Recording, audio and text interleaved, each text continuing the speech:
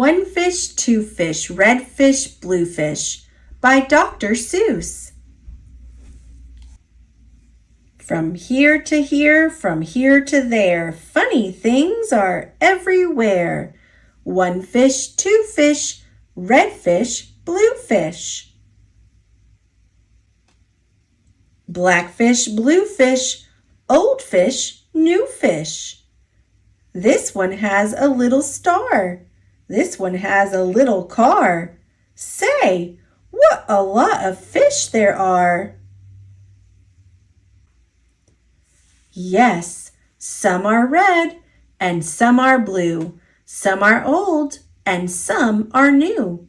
Some are sad and some are glad. And some are very, very bad. Why are they sad and glad and bad? I do not know. Go ask your dad. Some are thin and some are fat. The fat one has a yellow hat. From there to here, from here to there, funny things are everywhere. Here are some who like to run. They run for fun in the hot, hot sun.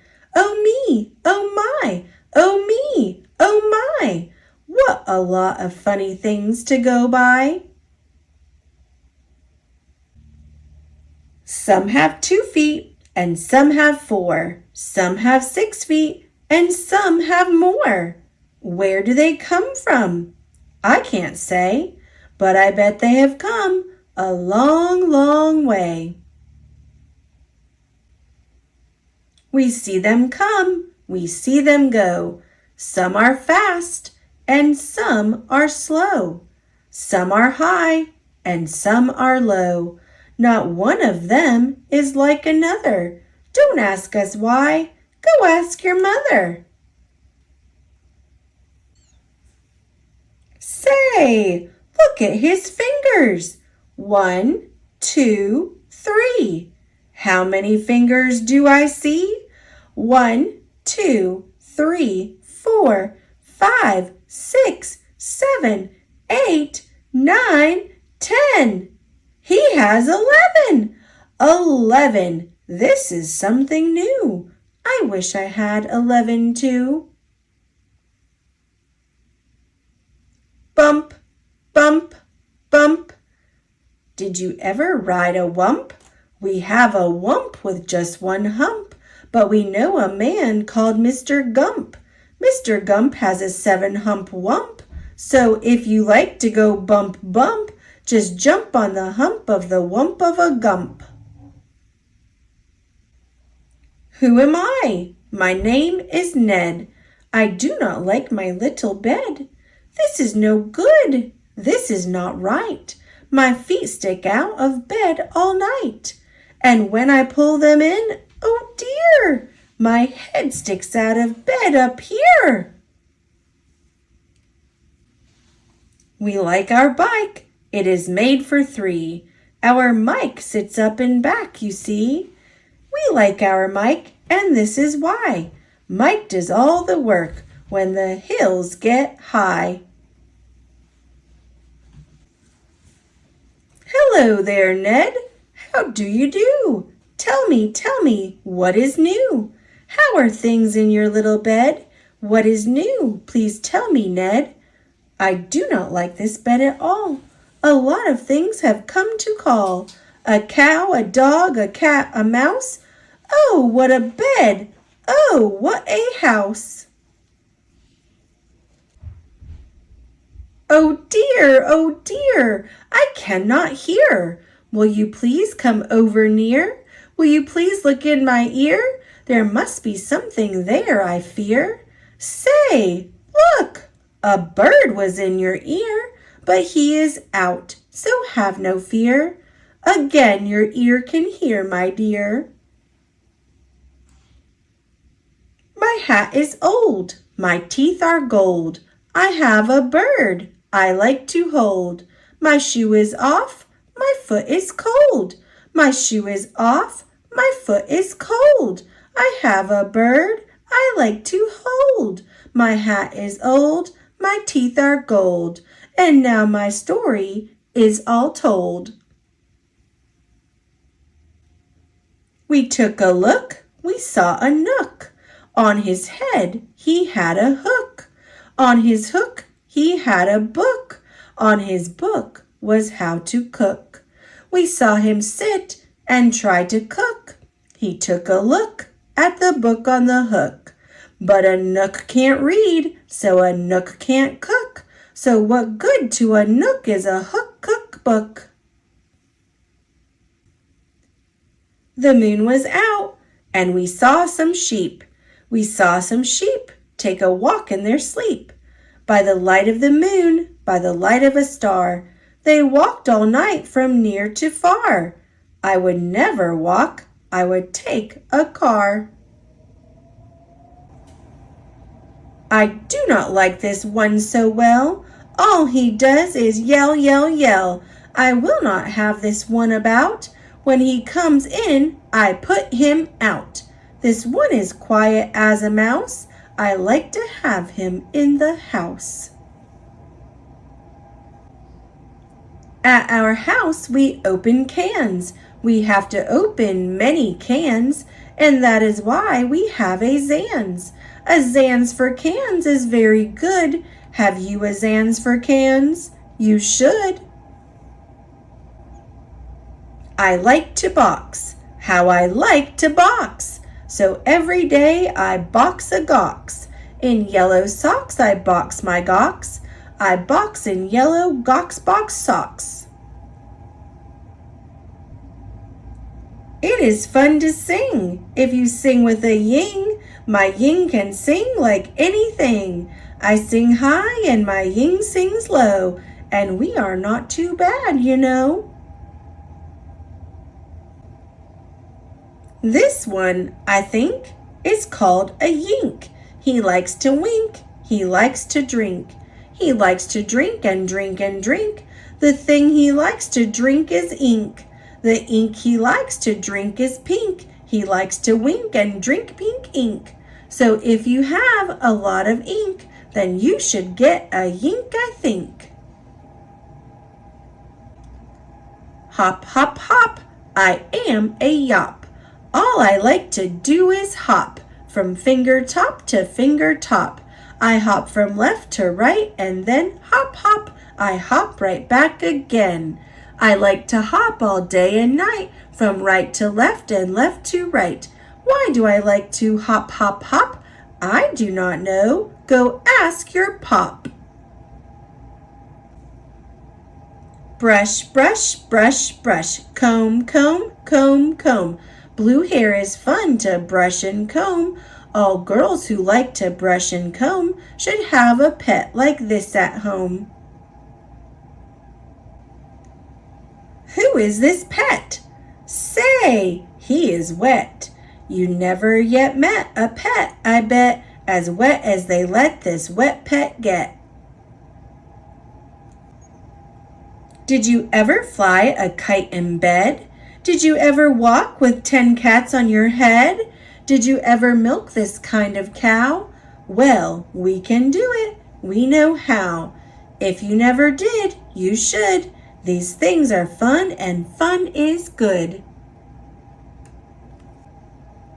Hello? Hello? Are you there? Hello?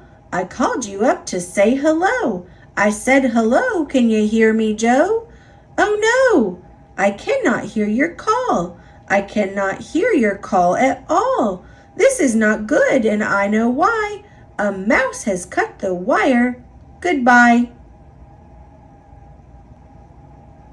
From near to far, from here to there, funny things are everywhere. These yellow pets are called the Zeds. They have one hair upon their heads. Their hair grows fast, so fast they say, they need a haircut every day. Who am I? My name is Ish. On my hand I have a dish. I have this dish to help me wish. When I wish to make a wish, I wave my hand with a big swish swish. Then I say I wish for fish, and I get fish right on my dish. So, if you wish to wish a wish, you may swish for fish with my ish-wish dish. At our house we play out back. We play a game called Ring the Gack. Would you like to play this game? Come down, we have the only gack in town. Look what we found in the park, in the dark. We will take him home. We will call him Clark. He will live at our house. He will grow and grow. Will our mother like this? We don't know. And now, good night. It is time to sleep. So we will sleep with our pet Zeep. Today is gone. Today was fun. Tomorrow is another one. Every day from here to there, funny things are everywhere.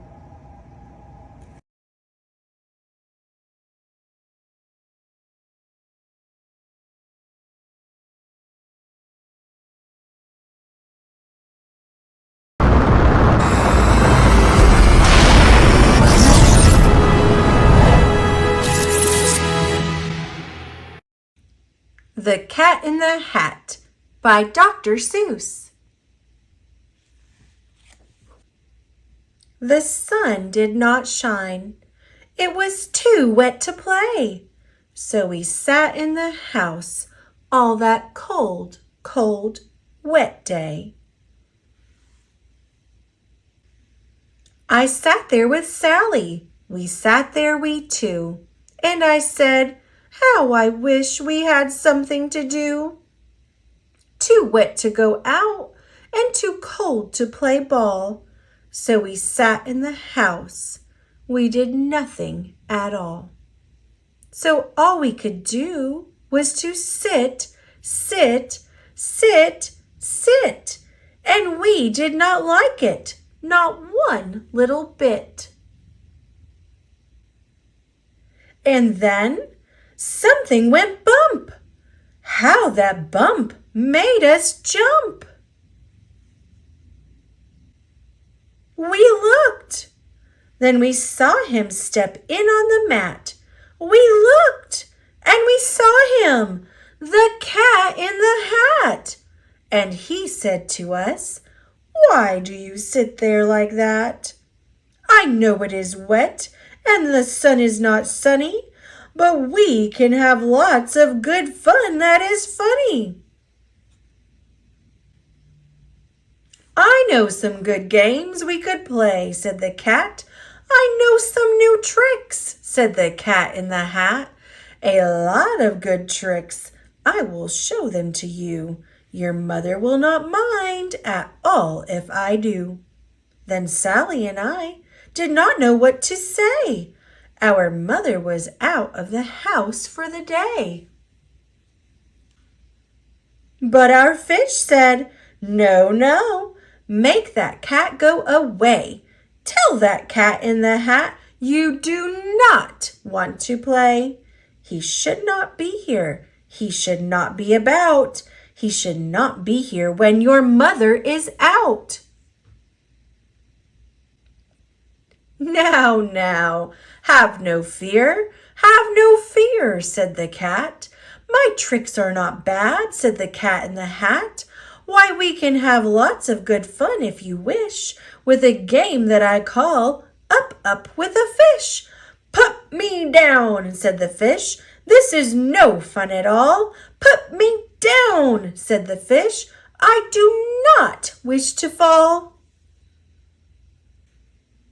Have no fear, said the cat. I will not let you fall. I will hold you up high as I stand on a ball, with a book on one hand and a cup on my hat. But that is not all I can do, said the cat. Look at me now, said the cat, with a cup and a cake on the top of my hat. I can hold up 2 books. I can hold up the fish, and a little toy ship, and some milk on a dish, And look, I can hop up and down on the ball. But that is not all. Oh no, that is not all. Look at me, look at me, look at me now. It is fun to have fun, but you have to know how. I can hold up the cup and the milk and the cake. I can hold up these books and the fish on a rake. I can hold the toy ship and a little toy man. And look, with my tail, I can hold a red fan. I can fan with the fan as I hop on the ball. But that is not all. Oh no, that is not all. That is what the cat said when he fell on his head. He came down with a bump from up there on the ball, and Sally and I, we saw all the things fall. And our fish came down too. He fell into a pot. He said, "Do I like this? Oh no, I do not. This is not a good game," said our fish as he lit. "No, I do not like it, not one little bit." "Now look what you did," said the fish to the cat. "Now look at this house. Look at this, look at that. You sank our toy ship, sank it deep in the cake. You shook up our house, and you bent our new rake. You should not be here when our mother is not. You get out of this house," said the fish in the pot. "But I like to be here. Oh, I like it a lot," said the cat in the hat to the fish in the pot. "I will not go away. I do not wish to go." And so, said the cat in the hat, so, I will show you another good game that I know." And then he ran out, and then fast as a fox, the cat in the hat came back in with a box, a big red wood box. It was shut with a hook. "Now look at this trick," said the cat. "Take a look." Then he got up on top with the tip of his hat. "I call this game Fun in a Box," said the cat. "In this box are two things I will show to you now. You will like these two things," said the cat with a bow. "I will pick up the hook. You will see something new. Two things, and I call them Thing 1 and Thing 2. These things will not bite you. They want to have fun."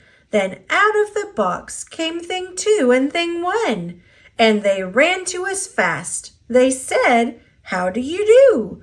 Would you like to shake hands with Thing 1 and Thing 2? And Sally and I did not know what to do, so we had to shake hands with Thing 1 and Thing 2. We shook their two hands, but our fish said, "No, no, those things should not be in this house. Make them go. They should not be here when your mother is not. Put them out," said the fish in the pot.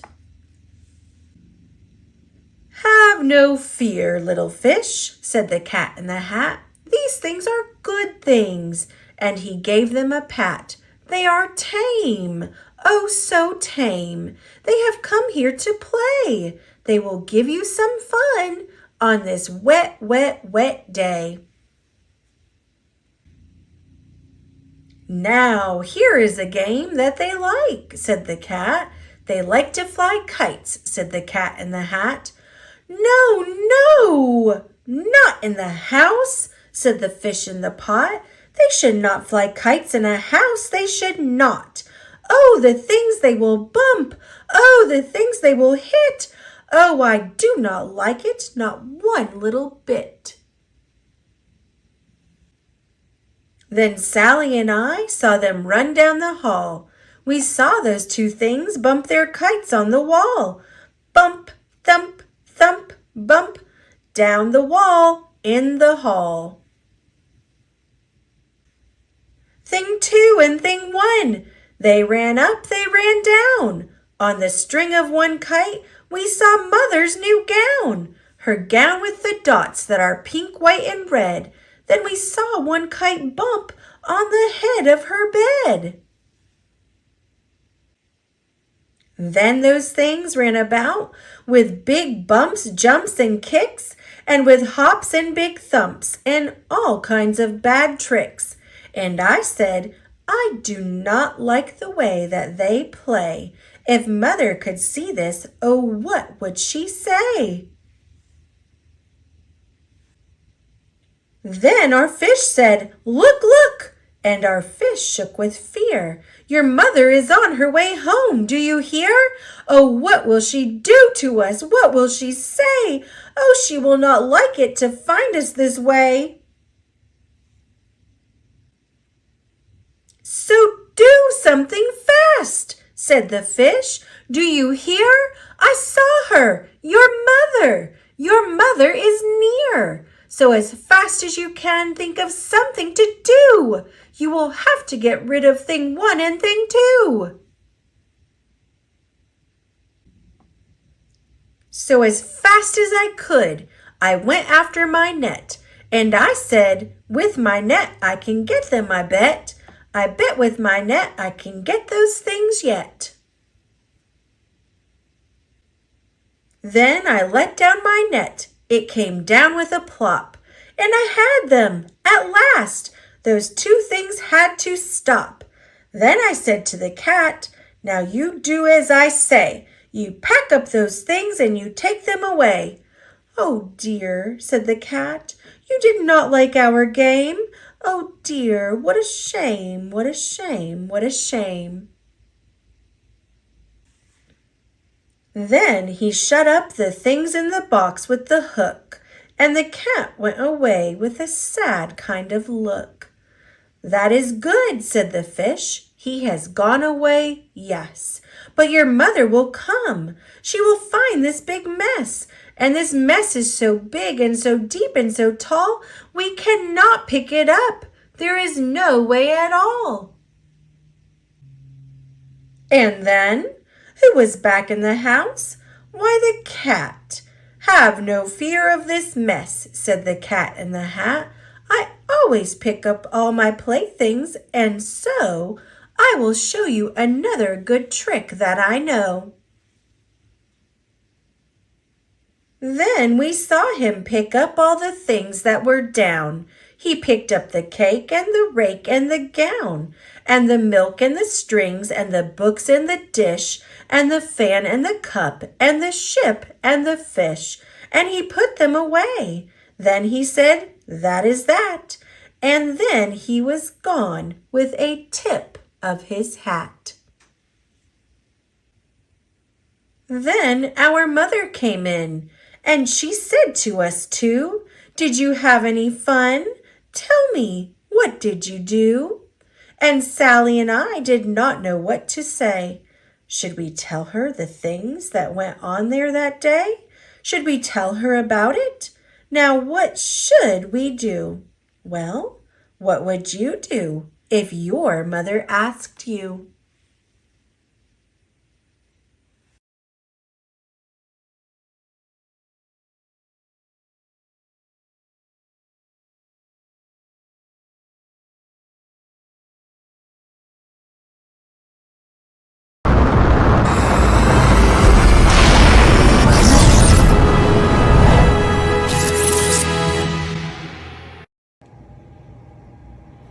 The Lorax by Dr. Seuss.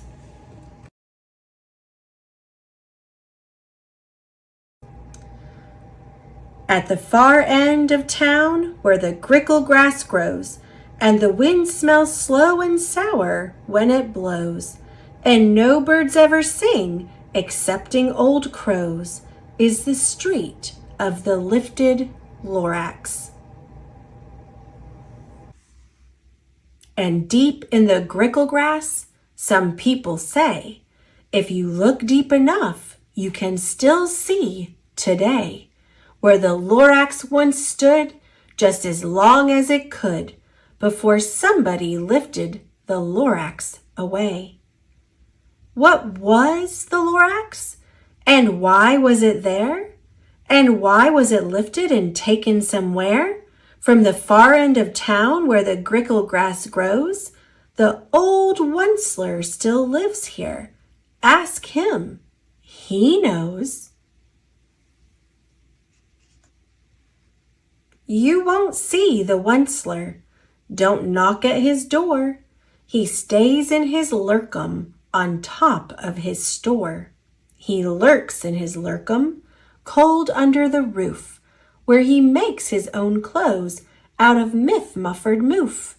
And on special dank midnights in August he peeks out of the shutters, and sometimes he speaks and tells how the Lorax was lifted away. He'll tell you, perhaps, if you're willing to pay. On the end of a rope, he lets down a tin pail, and you have to toss in 15 cents and a nail, and the shell of a great, great, great grandfather snail. Then he pulls up the pail, makes a most careful count to see if you've paid him the proper amount. Then he hides what you paid him away in his snub, his secret strange hole in his grovulous glove. Then he grunts, I will call you by whisper-ma-phone, for the secrets I tell are for your ears alone. Slup! Down slups the whisper-ma-phone to your ear, and the old Onceler's whispers are not very clear, since they have come down through a snurgly hose, and he sounds as if he had smallish bees up his nose. Now I tell you, he says, with his teeth sounding gray, how the Lorax got lifted and taken away. It all started way back, such a long, long time back. Way back in the days when the grass was still green and the pond was still wet and the clouds were still clean and the song of the swanny swans rang out in space, one morning I came to this glorious place. And I first saw the trees, the truffula trees, the bright-colored tufts of the truffula trees, mile after mile in the fresh morning breeze.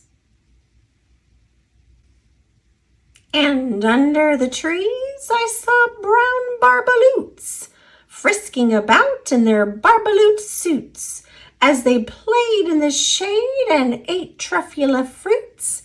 From the ripulous pond came the comfortable sound of the humming fish humming while splashing around. But those trees, those truffula trees, all my life I'd been searching for trees such as these. The touch of their tufts was much softer than silk, and they had the sweet smell of fresh butterfly milk. I felt a great leaping of joy in my heart. I knew just what I'd do. I unloaded my cart. In no time at all, I had built a small shop. Then I chopped down a truffula tree with one chop, and with great skillful skill and with great speedy speed, I took the soft tuft and I knitted a thneed. The instant I'd finished, I heard a gazump. I looked, I saw something pop out of the stump of the tree I chopped down. It was sort of a man. Describe him? That's hard. I don't know if I can. He was shortish and oldish and brownish and mossy, and he spoke with a voice that was sharpish and bossy. "Mister," he said with a sawdusty sneeze, "I am the Lorax. I speak for the trees. I speak for the trees have no tongues, and I'm asking you, sir, at the top of my lungs." He was very upset as he shouted and puffed. "What's that thing you've made out of my truffula tuft?" "Look, Lorax," I said, "there's no cause for alarm. I chopped just one tree. I am doing no harm. I'm being quite useful. This thing is a thneed. A thneed's a fine something that all people need. It's a shirt, it's a sock, it's a glove, it's a hat, but has other uses. Yes, far beyond that. You can use it for carpets, for pillows, for sheets, or curtains, or covers for bicycle seats." The Lorax said, "Sir, you are crazy with greed. There is no one on earth who would buy that fool thneed." But the very next minute I proved he was wrong, for just at that minute a chap came along, and he thought that the thneed I had knitted was great. He happily bought it for $3.98. I laughed at the Lorax. "You poor, stupid guy. You can never tell what some people will buy." "I repeat," cried the Lorax, "I speak for the trees." "I'm busy," I told him. "Shut up, if you please." I rushed across the room in no time at all. But a radio phone, I put in a quick call. I called my brothers and uncles and aunts, and I said, "Listen here. Here's a wonderful chance for the whole Onceler family to get mighty rich. Get over here fast. Take the road to North Nitch. Turn left at Weehawken. Sharp right at South Stitch." And in no time at all, in the factory I built, the whole Onceler family was working full tilt. We were all knitting thneeds, just as busy as bees, to the sound of the chopping of truffula trees. Then, oh, baby, oh, how my business did grow.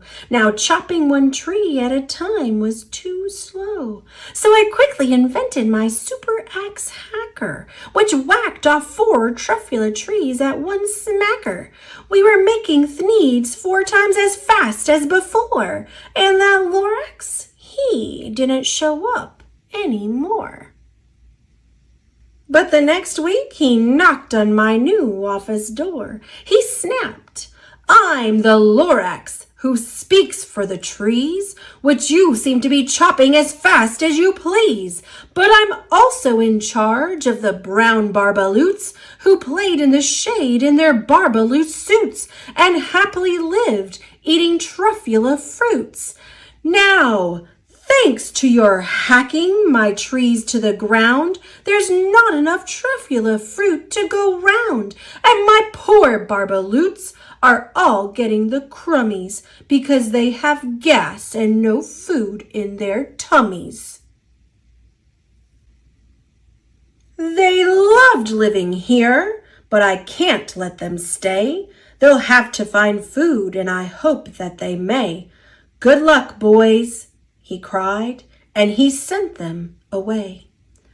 I, the Onceler, felt sad as I watched them all go, but business is business, and business must grow, regardless of crummies and tummies, you know.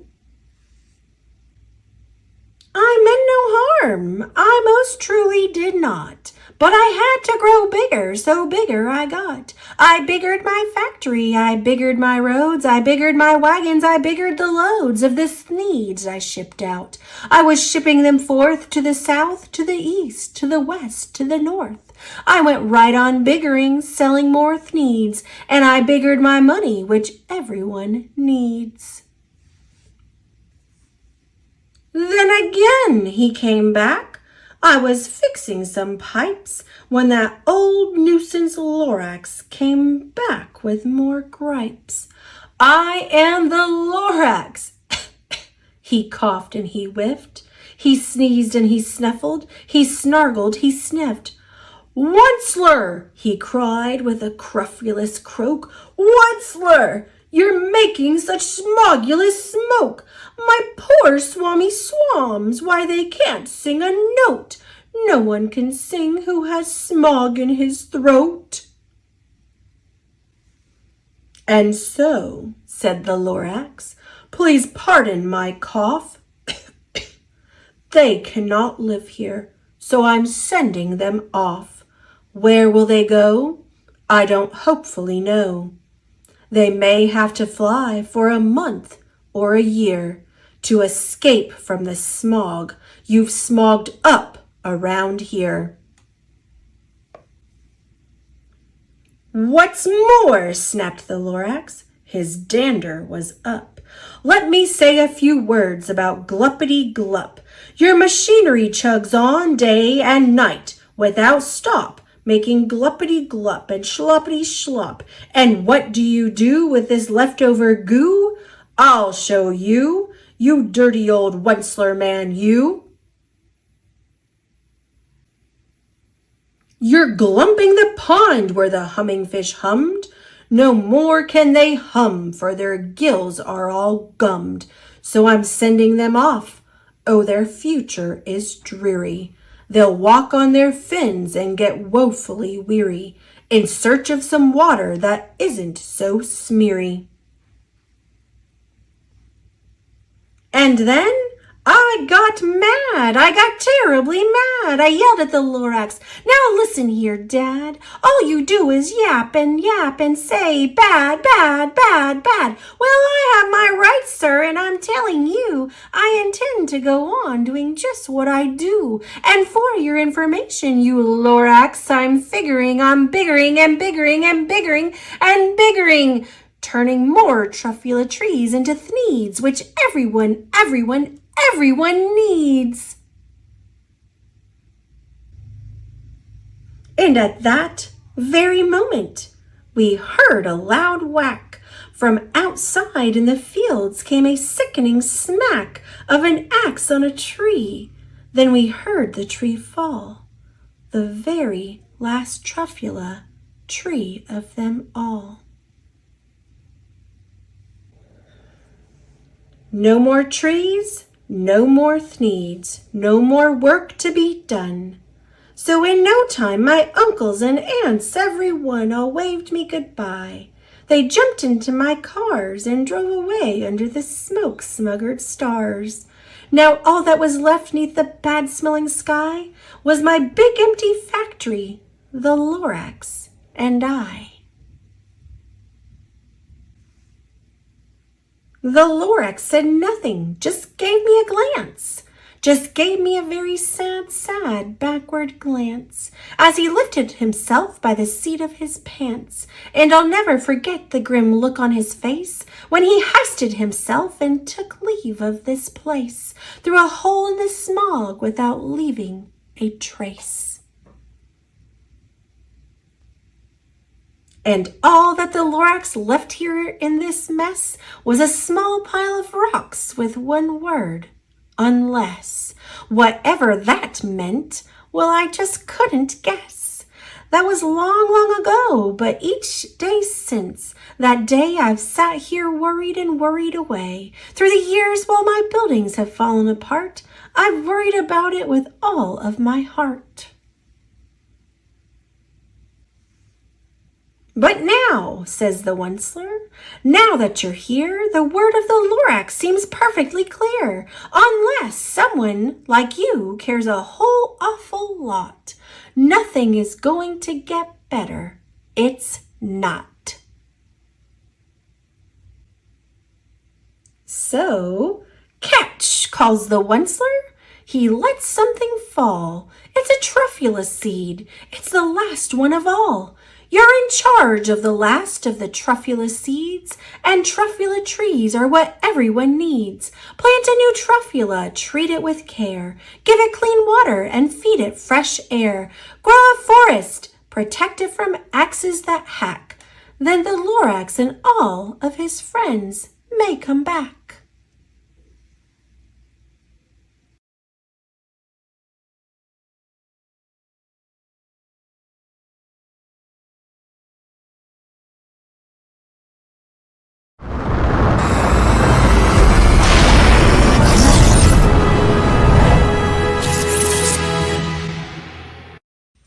The Foot Book by Dr. Seuss.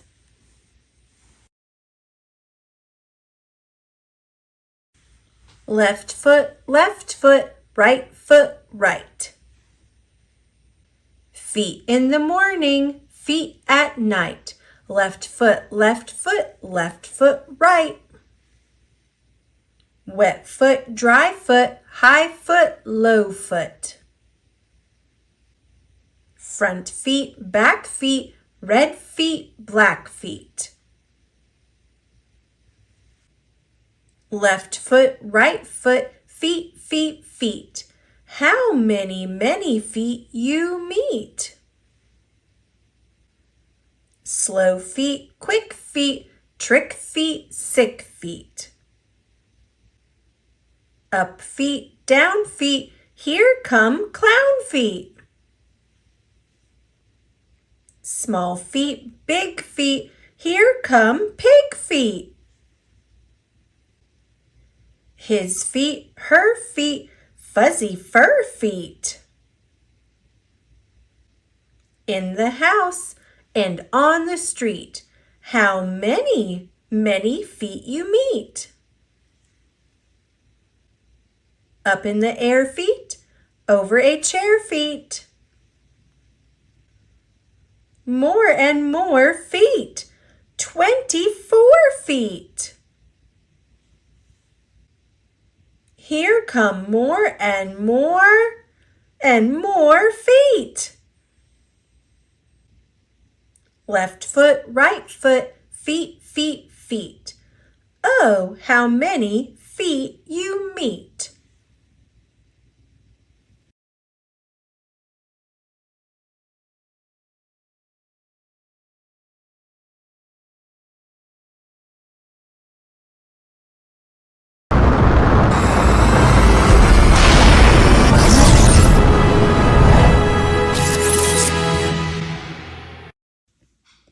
Fidwick the Big-Hearted Moose by Dr. Seuss. Up at Lake Winnebago, the far northern shore, lives a huge herd of moose, about 60 or more. And they all go around in a big happy bunch, looking for nice tender moose moss to munch.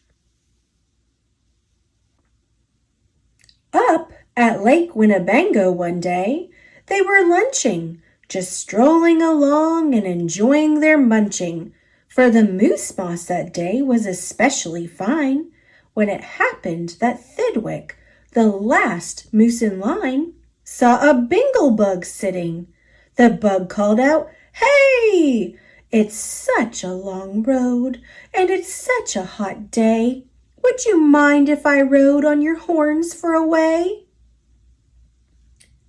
"Of course not," smiled Thidwick, the big-hearted moose. "I'm happy my antlers can be of some use. There's room there to spare, and I'm happy to share. Be my guest, and I hope that you're comfortable there." So the bingle bug picked out a nice easy seat, and the moose went on looking for moose moss to eat.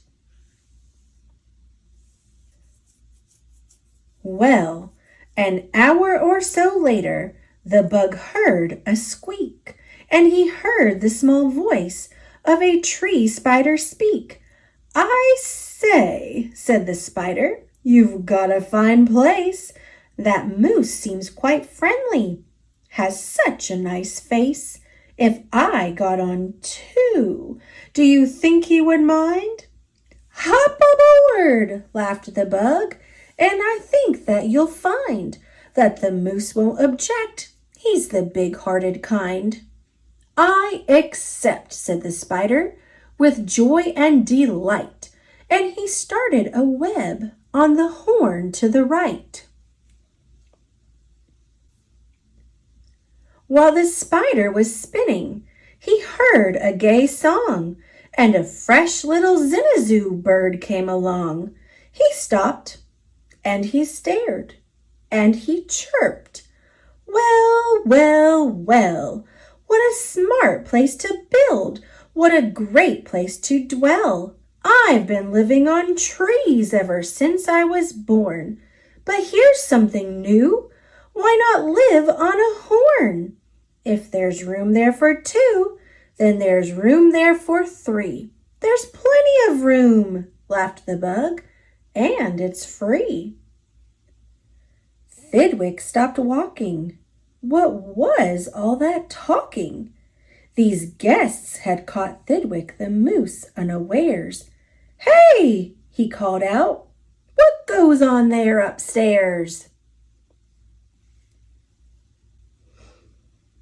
"Just building a nest, sir," the zinazoo said, and began yanking hairs out of poor Thidwick's head. And he plucked out exactly 204. "Don't worry," he laughed. "You can always grow more." Then he dozed off to sleep in his fine moose hair nest. "This bird," murmured Thidwick, "is sort of a pest.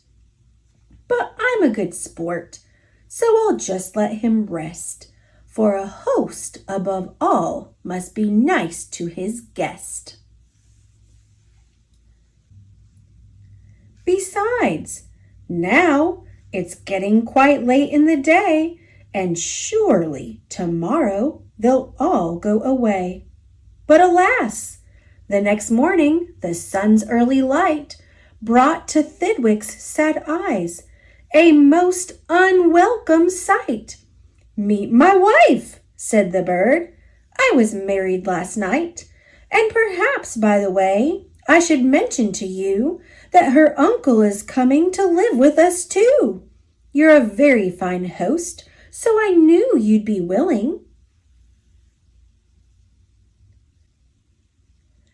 Then the uncle, a woodpecker, started in drilling.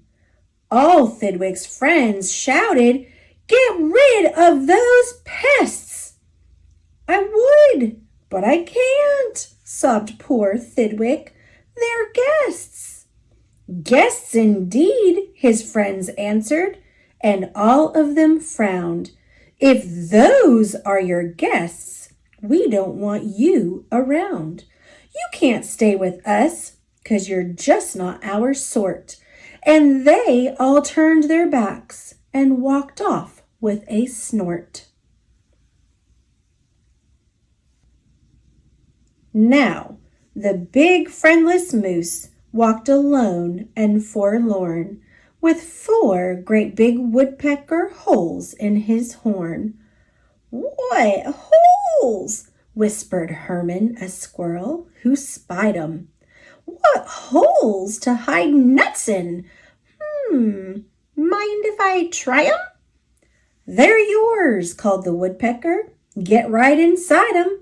This big-hearted moose runs a public hotel. Bring your nuts, bring your wife, bring your children as well." So the whole squirrel family all jumped on pell-mell. And the very next thing the poor animal knew, a bobcat and turtle were living there too. Now, What was the big-hearted moose going to do? Well, what would you do if it happened to you? You couldn't say scat, 'cause that wouldn't be right. You couldn't shout scram, 'cause that isn't polite. A host has to put up with all kinds of pests, for a host above all must be nice to his guests. So you'd try hard to smile, and you'd try to look sweet, and you'd go right on looking for moose moss to eat.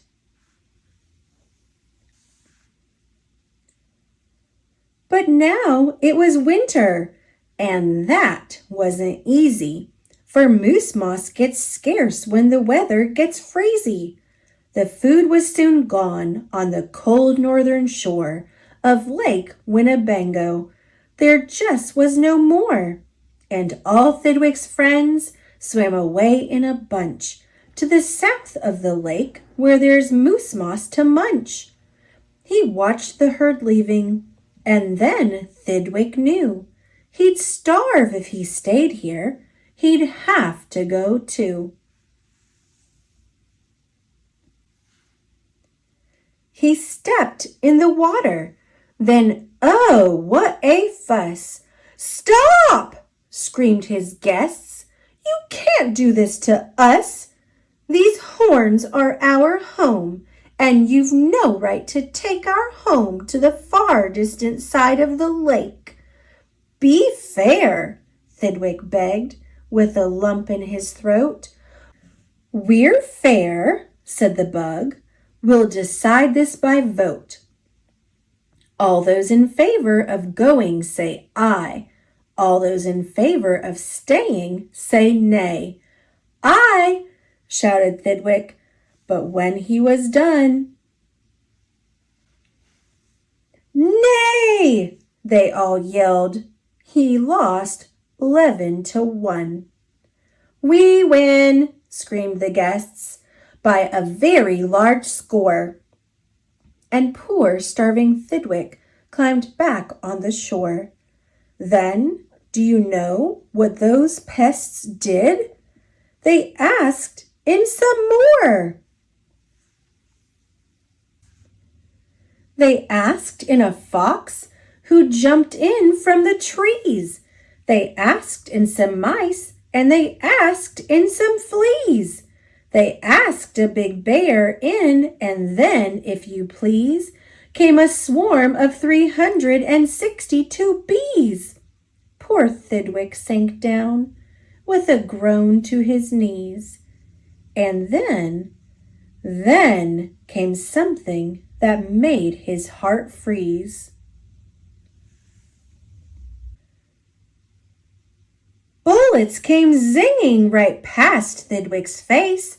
Guns were bang-banging all over the place.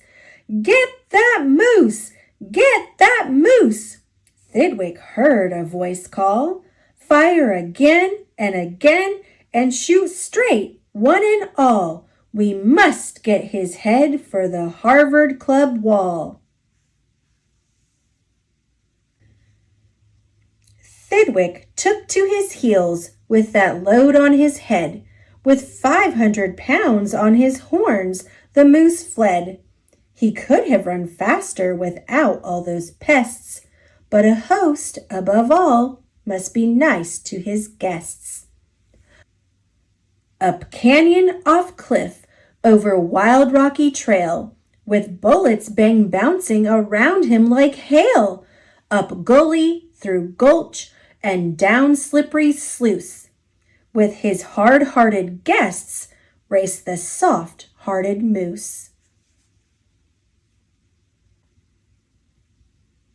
Then finally, they had him.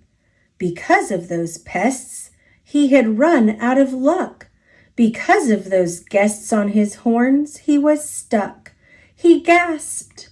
He felt faint, and the whole world grew fuzzy. Thidwick was finished completely. Or was he? Finished? Not Thidwick. Decidedly not. It's true, he was in a most terrible spot. But now he remembered a thing he'd forgot, a wonderful something that happens each year to the horns of all moose and the horns of all deer. Today was the day. Thidwig happened to know that old horns come off so that new ones can grow. And he called to the pests on his horns as he threw 'em, "You wanted my horns, now you're quite welcome to 'em. Keep 'em, they're yours. As for me, I shall take myself to the far distant side of the lake." And he swam Winnebago and found his old bunch and arrived just in time for a wonderful lunch at the south of the lake where there's moose moss to munch. His old horns today are where you knew they would be. His guests are still on them, all stuffed as they should be.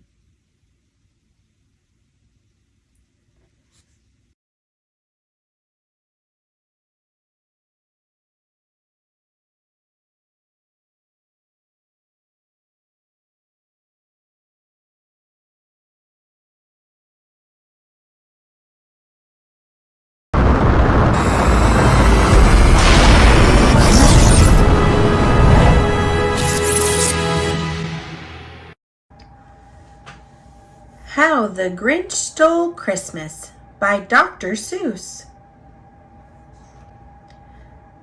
Every Who down in Whoville liked Christmas a lot.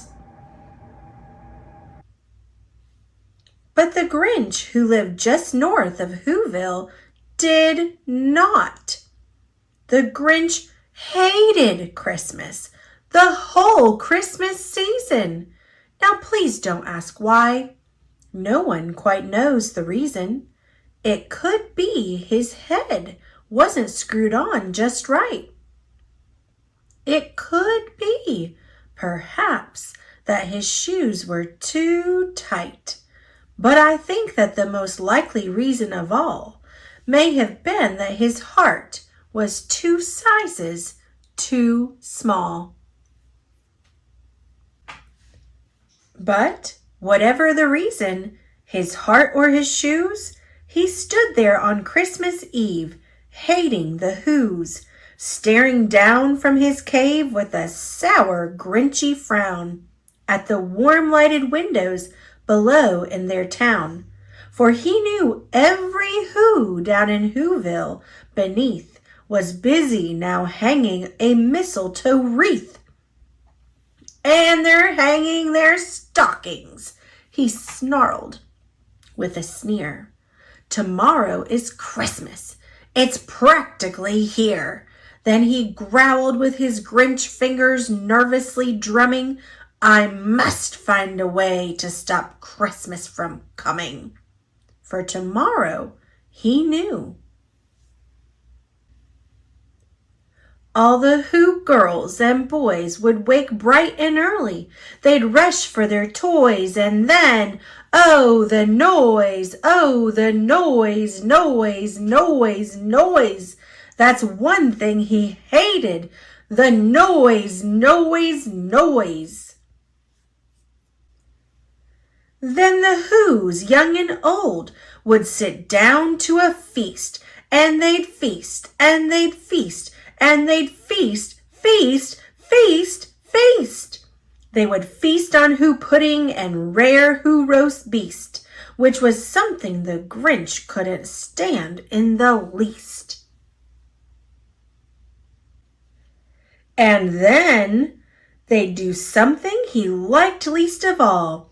Every Who down in Whoville, the tall and the small, would stand close together with Christmas bells ringing.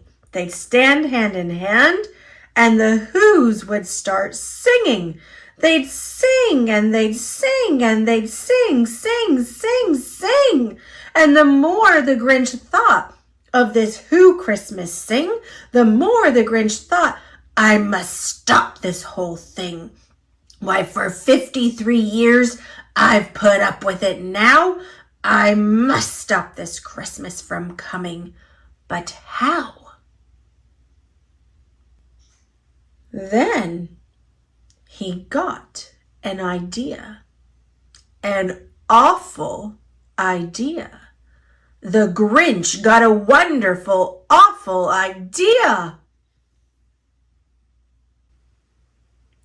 I know just what to do.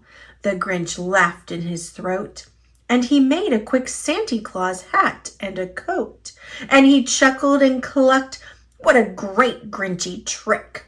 With this coat and this hat, I look just like Saint Nick. All I need is a reindeer. The Grinch looked around, but since reindeer are scarce, there were none to be found. Did that stop the old Grinch? No, the Grinch simply said, if I can't find a reindeer, I'll make one instead. So he called his dog Max. Then he took some red thread and he tied a big horn on the top of his head. Then he loaded some bags and some old empty sacks on a ramshackle sleigh, and he hitched up old Max. Then the Grinch said, "Get up!" and the sleigh started down towards the homes where the Whos lay a snooze in their town. All their windows were dark. Quiet snow filled the air. All the Whos were all dreaming sweet dreams without care.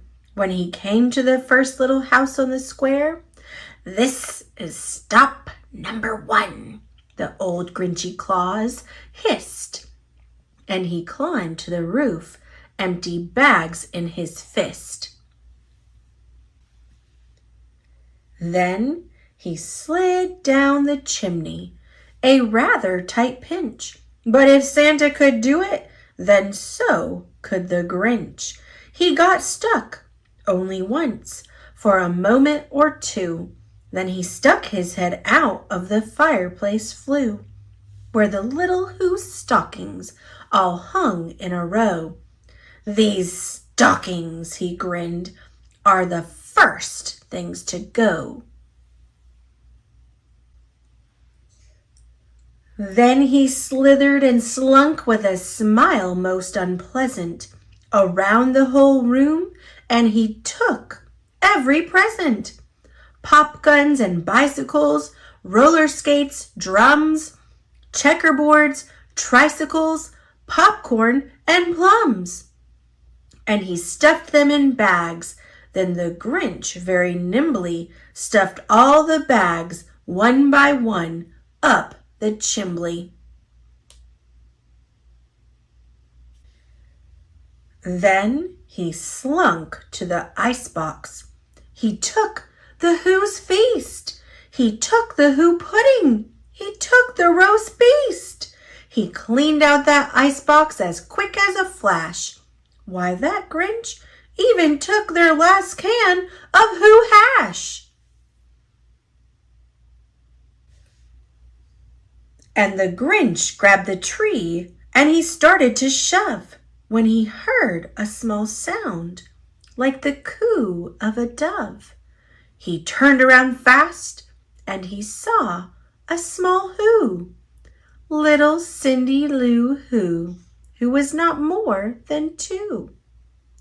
The Grinch had been caught by this tiny Who daughter who'd got out of bed for a cup of cold water. She stared at the Grinch and said, "Santa Claus, why? Why are you taking our Christmas tree? Why?" But you know that old Grinch was so smart and so slick. He thought up a lie, and he thought it up quick. "Why, my sweet little tot," the fake Santa Claus lied. There's a light on this tree that won't light on one side. So I'm taking it home to my workshop, my dear. I'll fix it up there, then I'll bring it back here. And his fib fooled the child. Then he patted her head, and he got her a drink, and he sent her to bed. And when Cindy Lou Who went to bed with her cup, he went to the chimney and stuffed the tree up. Then the last thing he took was the log for their fire. Then he went up the chimney himself, the old liar. On their walls he left nothing but hooks and some wire. And the one speck of food that he left in the house was a crumb that was even too small for a mouse. Then he did the same thing to the other Who's houses, leaving crumbs much too small for the other Who's mouses. It was 1/4 dawn, all the Who's still abed, all the Who's still a snooze when he packed up his sled, packed it up with their presents, the ribbons, the wrappings, the tags and the tinsel, the trimmings, the trappings. 3,000 feet up the side of Mount Crumpet, he rode with his load to the tip-top to dump it. Pooh, pooh, to the Who's. He was the Grinchishly humming. They're finding out now that no Christmas is coming. They're just waking up. I know just what they'll do.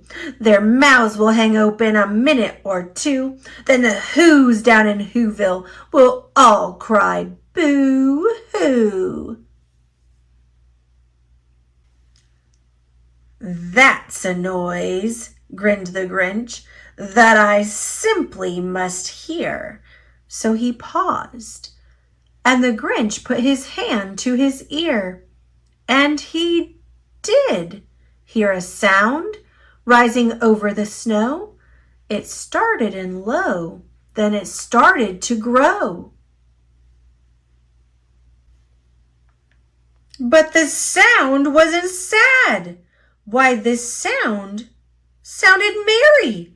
It couldn't be so, but it was merry, very. He stared down at Whoville. The Grinch popped his eyes. Then he shook. What he saw was a shocking surprise.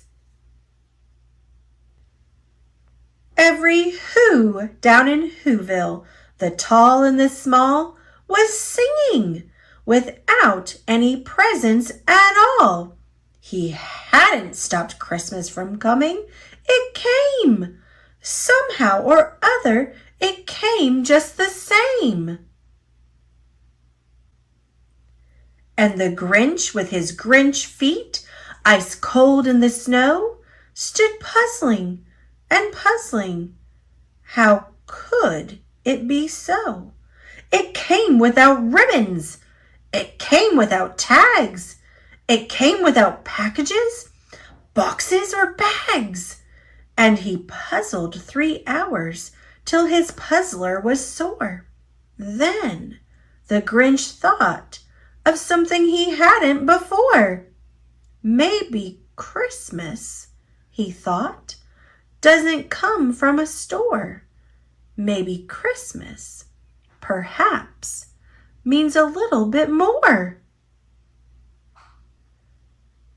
And what happened then? Well, in Whoville they say that the Grinch's small heart grew 3 sizes that day. And the minute his heart didn't feel quite so tight, he whizzed with his load through the bright morning light, and he brought back the toys and the food for the feast. And he himself, the Grinch, carved the roast beast.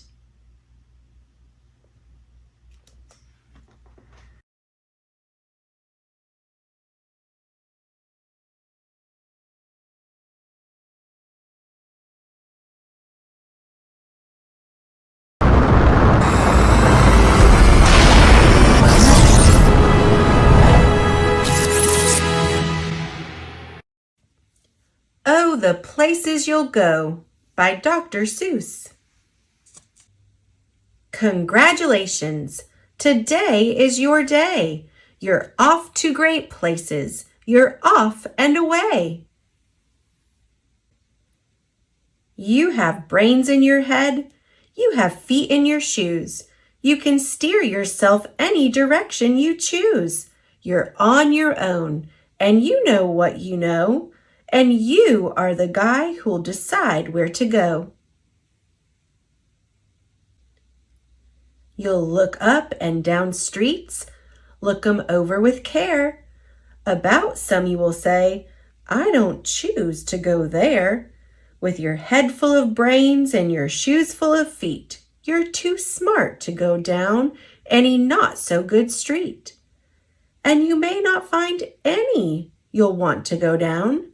In that case, of course, you'll head straight out of town. It's opener there in the wide open air. Out there, things can happen, and frequently do, to people as brainy and footsy as you. And when things start to happen, don't worry, don't stew. Just go right along. You'll start happening too. Oh, the places you'll go. You'll be on your way up. You'll be seeing great sights. You'll join the high flyers who soar to high heights. You won't lag behind because you'll have the speed. You'll pass the whole gang and you'll soon take the lead. Wherever you fly, you'll be best of the best. Wherever you go, you will top all the rest. Except when you don't, because sometimes you won't. I'm sorry to say so, but sadly it's true that bang-ups and hang-ups can happen to you. You can get all hung up in a prickly perch, and your gang will fly on. You'll be left in a lurch. You'll come down from the lurch with an unpleasant bump, and the chances are then that you'll be in a slump.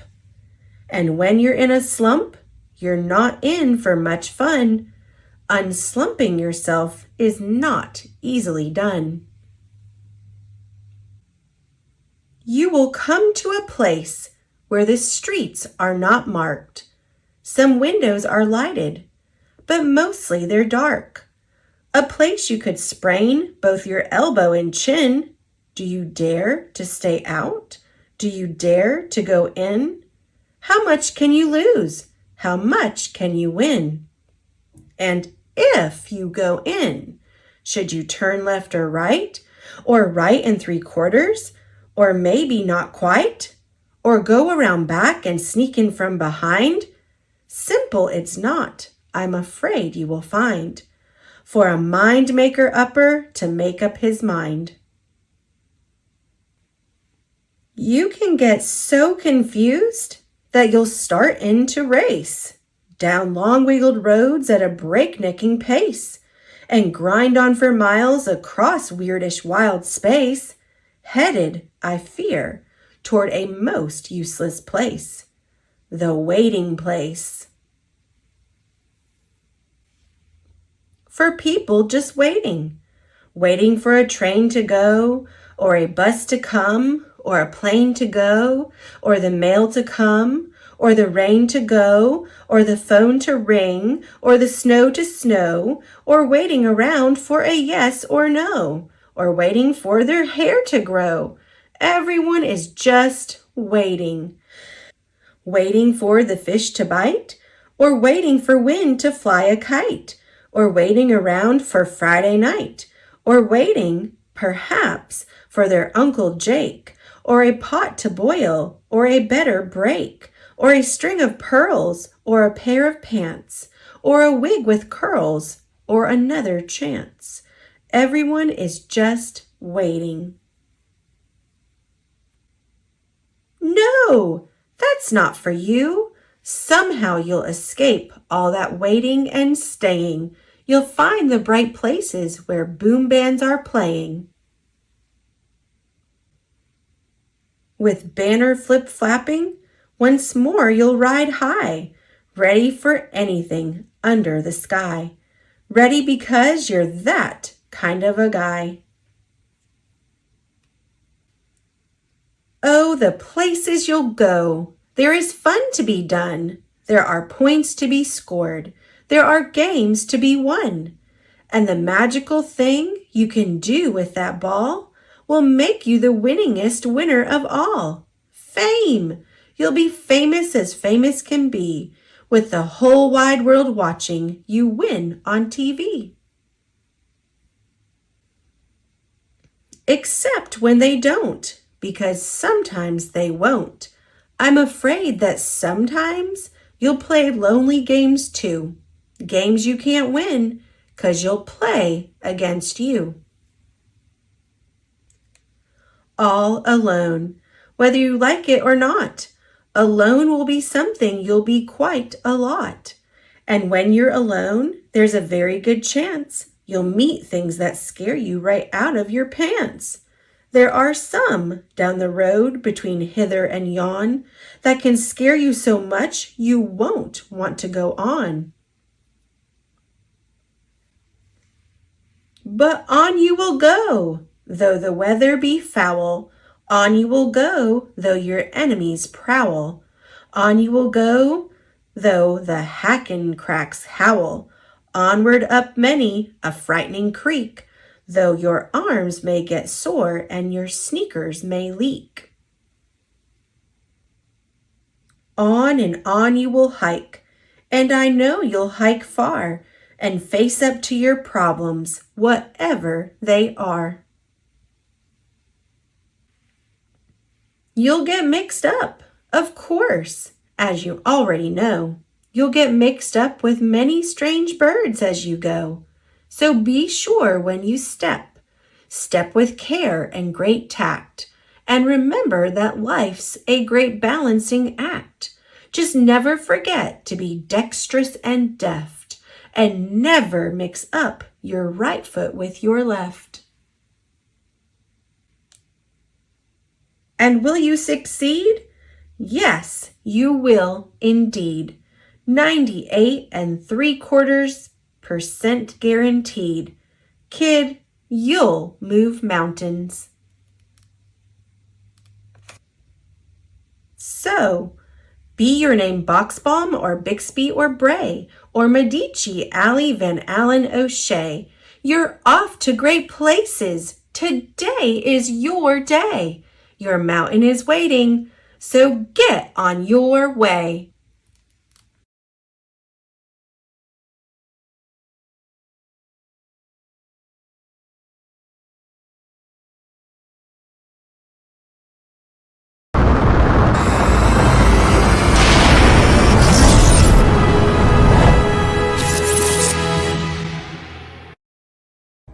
Dr. Seuss's ABC book.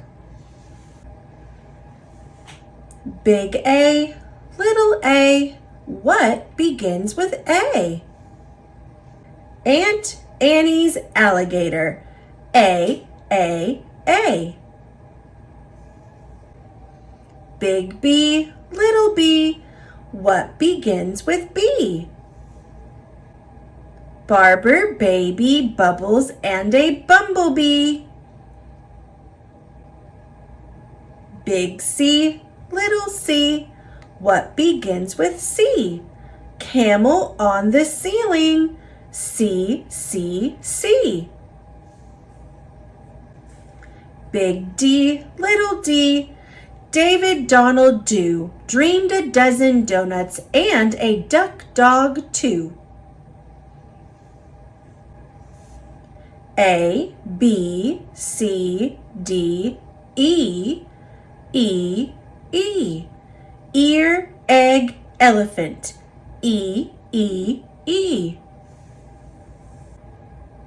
Big F, little f, F, F, F. 4 4 fluffy feathers on a fiffer-feffer-feff.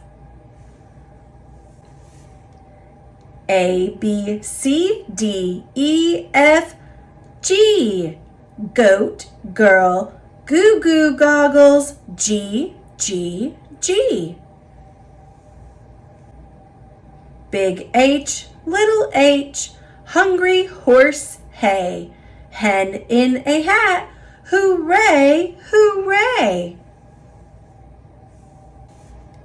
Big I, little I, I. Ichabod is itchy, so am I. Big J, little j, what begins with J? Jerry Jordan's jelly jar and jam begin that way. Big K, little k, kitten kangaroo, kick a kettle, kite, and a king's kerchoo. Big L, little Lola Lop. Left leg, lazy lion licks a lollipop. Big M, little m, many mumbling mice are making midnight music in the moonlight. Mighty nice. Big N, little n, what begins with those? 9 new neckties and a nightshirt and a nose. O is very useful. You use it when you say, Oscar's only ostrich oiled an orange owl today. A, B, C, D, E, F, G, H, I, J, K, L, M, N, O, P. Painting pink pajamas, policeman in a pail, Peter Pepper's puppy, and now Papa's in the pail. Big Q, little q, what begins with Q? The quick queen of Quincy and her quacking quackaroo.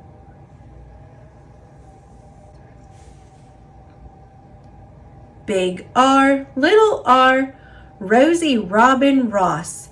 Rosie's going riding on her red rhinoceros. Big S, little s, silly Sammy Slick sipped 6 sodas and got sick. T, T, T, T. What begins with T? 10 tired turtles on a tuttle tree. Big U, little u, what begins with U? Uncle Ub's umbrella and his underwear too. Big V, little v, Vera Violet Vin is very awful on her violin. W, W, W. Willie Waterloo washes Warren Wiggins, who is washing Waldo Woo. X is very useful if your name is Nixie Knox. It also comes in handy spelling axe and extra fox. Big Y, little y, a yawning yellow yak. Young Yolanda Jorgensen is yelling on his back. A, B, C, D, E, F, G, H, I, J, K, L, M, N, O, P, Q, R, S, T, U, V, W, X, Y, and Z. Big Z, little z. What begins with Z? I do. I am a zizzer zazzer zuzz, as you can plainly see.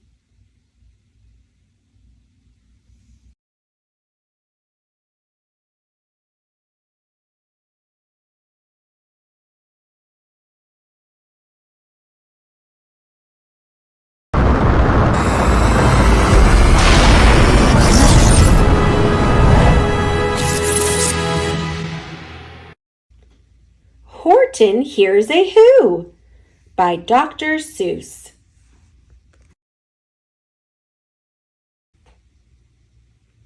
On the 15th of May, in the jungle of Newell, in the heat of the day, in the cool of the pool, he was splashing, enjoying the jungle's great joys, when Horton, the elephant, heard a small noise. So Horton stopped splashing. He looked toward the sound. That's funny, thought Horton. There's no one around. Then he heard it again, just a very faint yelp, as if some tiny person were calling for help. I'll help you, said Horton. But who are you? Where? He looked and he looked. He could see nothing there but a small speck of dust blowing past through the air. I say, murmured Horton, I've never heard tell of a small speck of dust that is able to yell. So you know what I think? Why, I think that there must be someone on top of that small speck of dust, some sort of creature of very small size, too small to be seen by an elephant's eyes. Some poor little person who's shaking with fear that he'll blow in the pool. He has no way to steer. I'll just have to save him, because after all, a person's a person, no matter how small. So, gently, and using the greatest of care, the elephant stretched his great trunk through the air, and he lifted the dust speck and carried it over and placed it down safe on a very soft clover. Humph, humped a voice. 'Twas a sour kangaroo, and the young kangaroo in her pouch said, humph, too. Why, that speck is as small as a head of a pin. A person on that? Why, there never has been. Believe me, said Horton, I tell you sincerely, my ears are quite keen, and I heard him quite clearly.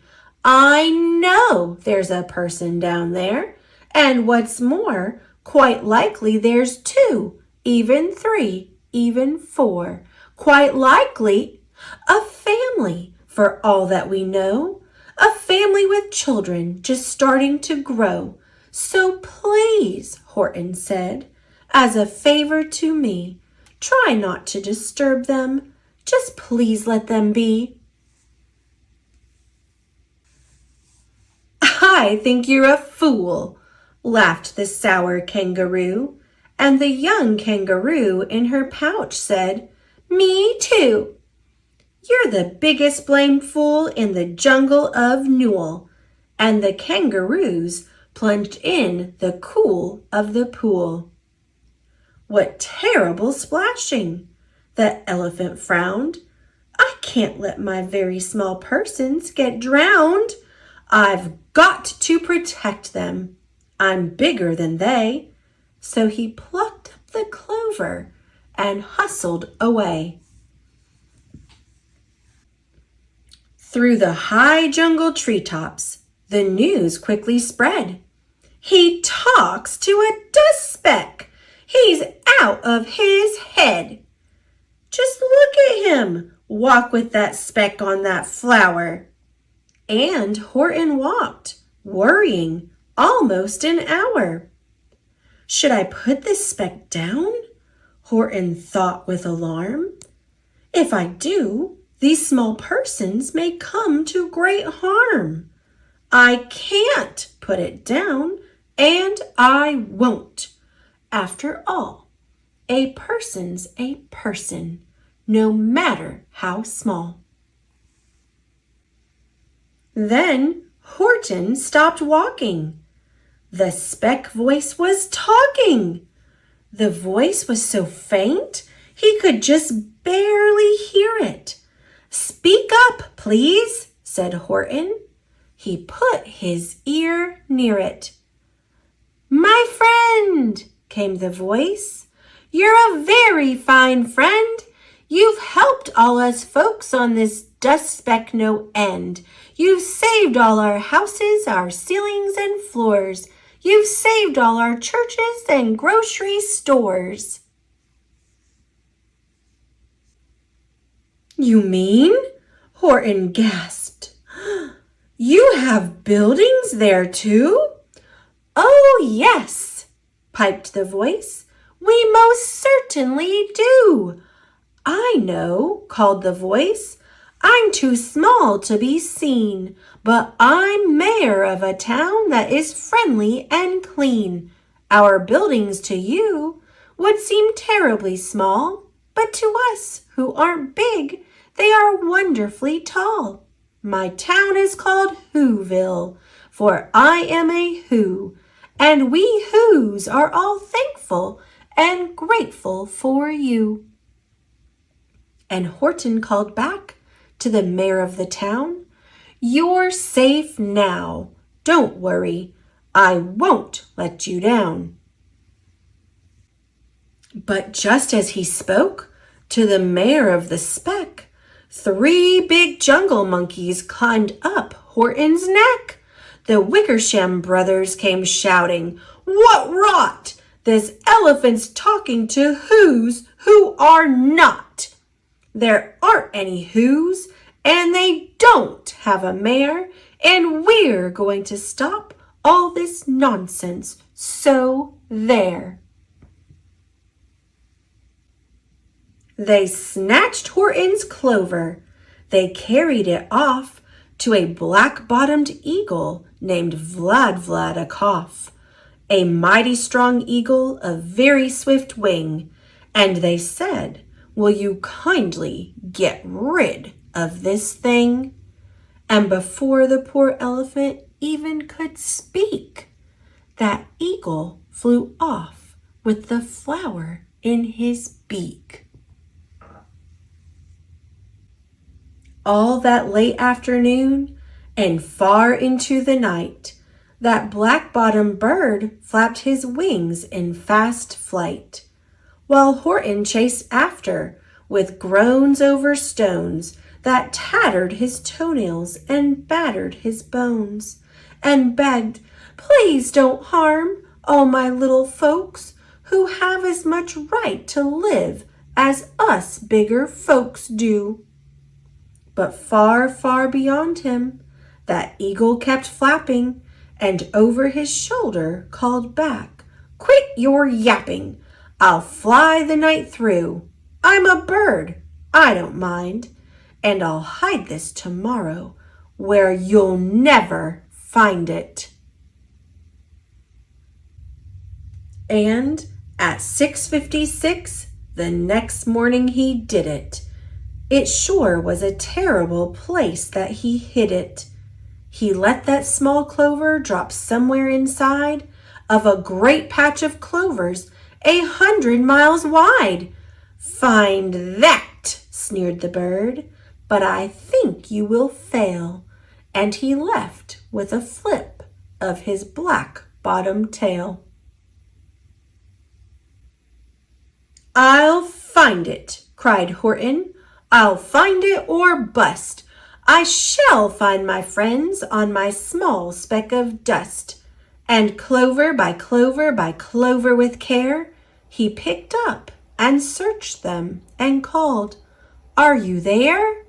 But clover by clover by clover he found that the one that he sought for was just not around. And by noon poor old Horton, more dead than alive, had picked, searched, and piled up 9,005.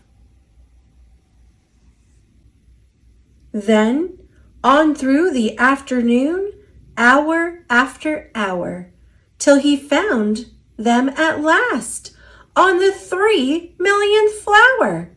"My friends," cried the elephant, "tell me, do tell, are you safe? Are you sound? Are you whole? Are you well?"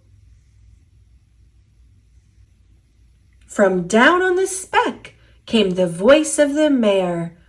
"We've really had trouble, much more than our share. When that black-bottom birdie let go and we dropped, we landed so hard that our clocks have all stopped. Our teapots are broken, our rocking chair's smashed, and our bicycle tires all blew up when we crashed. So Horton, please," pleaded that voice of the mayor's, "will you stick by us who's while we make our repairs?" "Of course," Horton answered. "Of course I will stick. I'll stick by you small folks through thin and through thick." Humped a voice.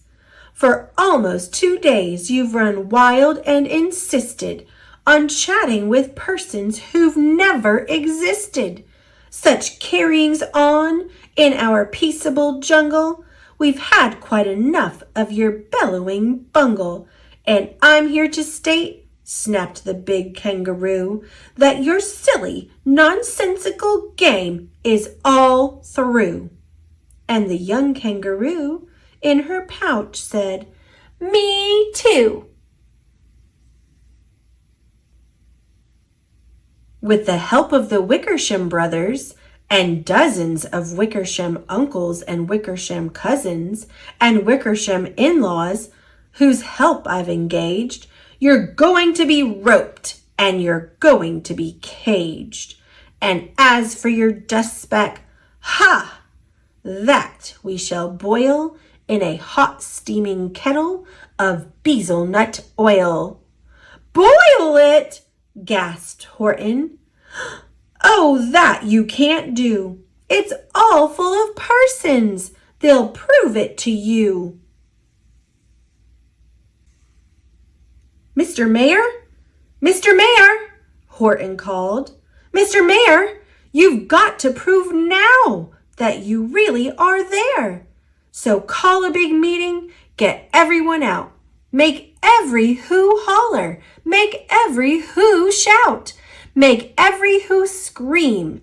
If you don't, every who is going to end up in a bezelnut stew." And down on the dust speck, the scared little mayor quick called a big meeting in Whoville Town Square. And his people cried loudly. They cried out in fear, "We are here! We are here! We are here! We are here!" The elephant smiled. That was clear as a bell. "You kangaroos surely heard that very well." "All I heard," snapped the big kangaroo, "was the breeze and the faint sound of wind through the far distant trees. I heard no small voices, and you didn't either." And the young kangaroo in her pouch said, "Me neither."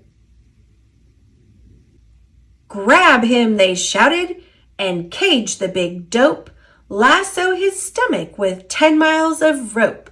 Tie the knots tight so he'll never shake loose. Then dunk that dumb speck in the bezelnut juice." Horton fought back with great vigor and vim, but the Wickersham gang was too many for him. They beat him, they mauled him, they started to haul him into his cage, but he managed to call to the mayor, "Don't give up! I believe in you all. A person's a person, no matter how small. And you very small persons will not have to die if you make yourselves heard. So come on now and try." The mayor grabbed a tom-tom. He started to smack it. And all over Whoville they whooped up a racket. They rattled tin kettles, they beat on brass pans, on garbage pail tops and old cranberry cans. They blew on bazookas and blasted great toots, on clarinets, oompas and boompas and flutes. Great gusts of loud racket rang high through the air. They rattled and shook the whole sky. And the mayor called up through the howling mad hullabaloo, "Hey, Horton, how's this? Is our sound coming through?"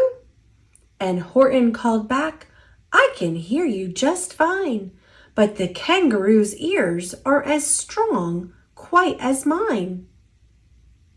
"They don't hear a thing. Are you sure all your boys are doing their best? Are they all making noise? Are you sure every who down in Whoville is working? Quick, look through your town. Is there anyone shirking?" Through the town rushed the mayor, from east to the west, but everyone seemed to be doing his best. Everyone seemed to be yapping or yipping. Everyone seemed to be beeping or bipping. But it wasn't enough. All this ruckus and roar, he had to find someone to help make more. He raced through each building. He searched floor to floor. And just as he felt he was getting nowhere and almost about to give up in despair, he suddenly burst through a door, and that mayor discovered one shirker, quite hidden away in the Fairfax apartments, apartment 12J. A very small shirker named Jojo was standing, just standing, and bouncing a yo-yo, not making a sound, not a yip, not a chirp. And the mayor rushed inside, and he grabbed the young twerp. And he climbed with the lad up the Eiffelberg Tower. "This," cried the mayor, "is your town's darkest hour, the time for all who's who have blood that is red to come to the aid of their country," he said. "We've got to make noises in greater amounts, so open your mouth, lad, for every voice counts." Thus he spoke as he climbed. When they got to the top, the lad cleared his throat and he shouted, "Yop!" And that yop, that one small extra yop, put it over. Finally, at last, from that speck on that clover, their voices were heard. They rang out clear and clean, and the elephant smiled. "Do you see what I mean? They've proved they are persons, no matter how small, and their whole world was saved by the smallest of all." "How true! Yes, how true," said the big kangaroo. "And from now on, you know what I'm planning to do? From now on, I'm going to protect them with you." And the young kangaroo in her pouch said, "Me too." From sun in the summer, from rain when it's fallish, I'm going to protect them no matter how smallish.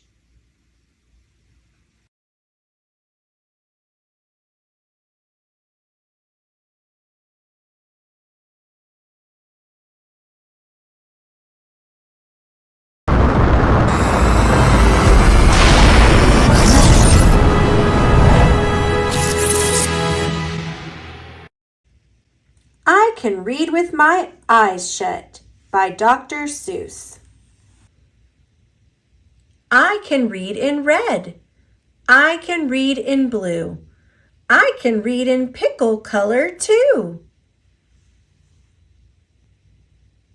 I can read in bed and in purple and in brown. I can read in a circle and upside down. I can read with my left eye. I can read with my right. I can read Mississippi with my eyes shut tight. Mississippi, Indianapolis, and Hallelujah too. I can read them with my eyes shut. That is very hard to do. But it's bad for my hat and makes my eyebrows get red hot. So, reading with my eyes shut, I don't do an awful lot. And when I keep them open, I can read with much more speed. You have to be a speedy reader, 'cause there's so much to read. You can read about trees and bees and knees on trees and bees on threes. You can read about anchors and all about ants. You can read about ankles and crocodile pants. You can read about hoses and how to smell roses and what you should do about owls on noses. Young cat, if you keep your eyes open enough, oh, the stuff you will learn, the most wonderful stuff. You'll learn about fish bones and wishbones. You'll learn about trombones too. You'll learn about Jake the pillow snake and all about Foo-Foo the snoo. You can learn about ice. You can learn about mice, mice on ice and ice on mice. You can learn about the price of ice. Nice ice for sale, 10 cents a pail. You can learn about sad and glad and mad. There are so many things you can learn about, but you'll miss the best things if you keep your eyes shut. The more that you read, the more things you will know. The more that you learn, the more places you'll go. You might learn a way to earn a few dollars, or how to make donuts, or kangaroo collars. You can learn to read music and play a hut-zut if you keep your eyes open, but not with them shut. If you read with your eyes shut, you're likely to find that the place where you're going is far, far behind. So, that's why I tell you to keep your eyes wide. Keep them wide open, at least on one side.